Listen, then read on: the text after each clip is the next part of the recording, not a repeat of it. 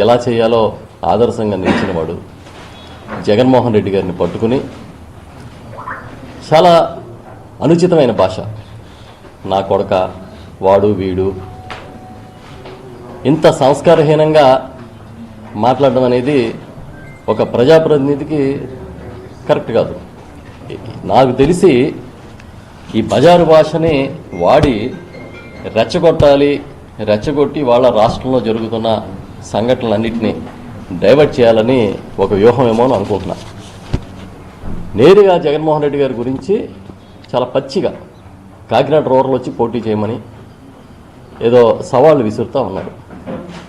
కాకినాడ రూరల్లో ఆయనకి ఎంత ఉంటుందో ఈ రాష్ట్రంలో 175 నియోజకవర్గాల్లోని ఇంతకన్నా ఎక్కువే ఉంటుంది. ఎందుకంటే జగన్మోహన్ రెడ్డి గారు ఒంటరి పోరాటం చేసిన నాయకుడు. మీకులాగా జగన్మోహన్ రెడ్డి గారిని ఓడించడం కోసం ముగ్గురు కట్టకట్టుకుని వచ్చారు కదా, 3 పార్టీలు. మీ ఎజెండా ఏం చెప్పారు? జగన్ అనే ఒక నాయకుడిని ఓడించాలంటే విడివిడిగా కానీ మేము పోటీ చేస్తే మేము ఓడిపోతాం, కాబట్టి కలిసి వచ్చి జగన్ను ఓడించడం కోసమే మేము కలిసి ఉంటున్నామని చెప్పారు. ఇంకా 15 ఏళ్ళు కూడా మేము కలిసే ఉంటామని చెప్పి ప్రతి సభలోని సభావేదిక మీద చెప్తున్నారు.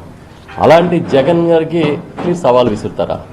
మేమేమంటున్నామంటే, ఓకే, జగన్మోహన్ రెడ్డి గారు ఎక్కడ చేసినా మీరు ఒంటరిగా ఒకసారి పోటీ చేసి చూడండి. మీ పార్టీ నుంచి, పోనీ తెలుగుదేశం నుంచి ఒంటరిగా పోటీ చేసి చూడండి,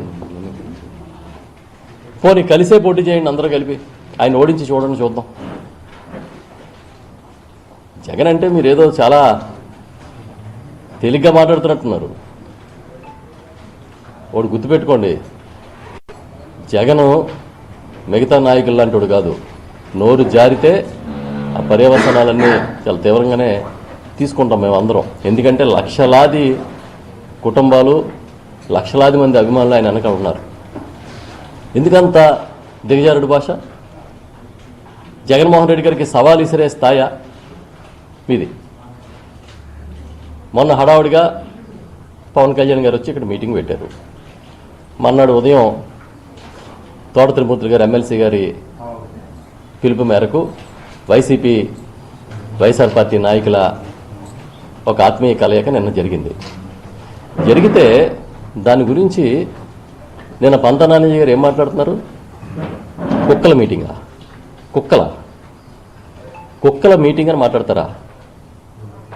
కాపు నాయకులు, వైఎస్ఆర్ పార్టీలో సీనియర్ నాయకులు, 3-4 సార్లు మంత్రులుగా, ఎమ్మెల్యేలుగా, ఎంపీలుగా చేసిన వాళ్ళు, వివిధ హోదాల్లో పనిచేసి 30-40 ఏళ్ళ నుంచి రాజకీయాల్లో ఉన్న కాపు నాయకుల్ని కుక్కలు అంటారా మీరు?